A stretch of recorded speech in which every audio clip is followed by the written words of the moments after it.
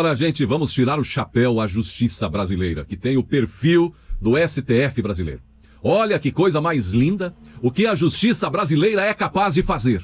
E depois é Bolsonaro, depois é o Moro, depois é o povo contra as instituições. Na verdade, são as instituições contra o povo. Quando digo justiça, não tem absolutamente nada a ver com o Ministério da Justiça. Hoje, aí o ministro Sérgio Moro, a gente vê esse trabalho fantástico que ele vem fazendo com o Ministério da Justiça, em parceria com a Polícia Federal, que ele se posicionou contra a soltura de presos. Digo sobre a vergonhosa justiça formada por aqueles que privilegiam bandidos.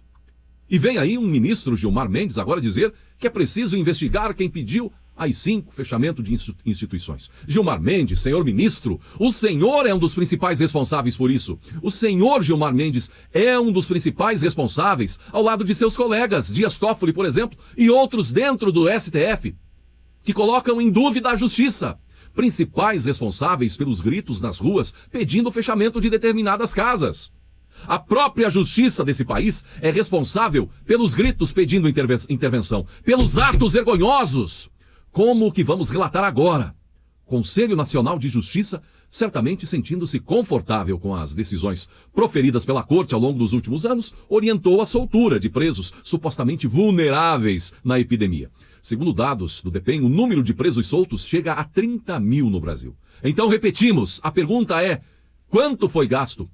Quanto foi gasto para pôr 30 mil transgressores da lei na prisão? Quanto tempo de serviço de policiais, delegados, investigadores, recursos materiais, viaturas, combustível, dinheiro, perigo e até se é que não teve nenhum policial que perdeu a vida nesses confrontos para deter 30 mil presos agora soltos? Quanto tempo foi usado de serviços de promotores, juízes, os incontáveis vai e vem dentro de fóruns, comarcas e tribunais, já que para cada passo de tartaruga de magistrados da justiça e ramificações, exigem-se incontáveis despachos para frente e para trás. Isso chama-se impunidade, injustiça e absolutamente nada mais. Isso sim é o responsável por levar o país ao perigo da intervenção. Então vimos que graças à determinação de um juiz, o narcotraficante Valacir de Alencar, líder do PCC no Paraná, por ser considerado grupo de risco para a Covid, foi solto.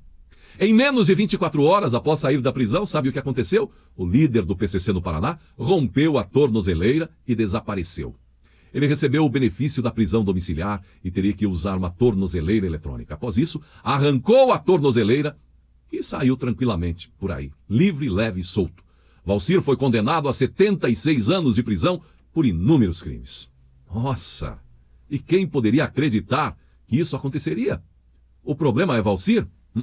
Não é Valcir.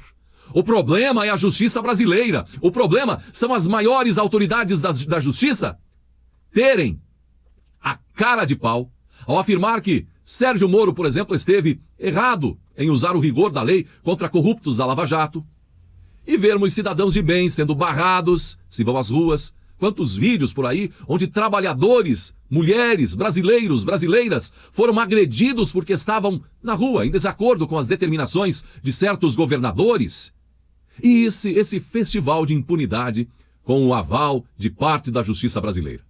Além de admirar, também tenho pena do ministro Sérgio Moro e do próprio presidente Jair Bolsonaro, pois são brasileiros que sentem a mesma indignação que você e eu sentimos, que a maioria do povo brasileiro sente.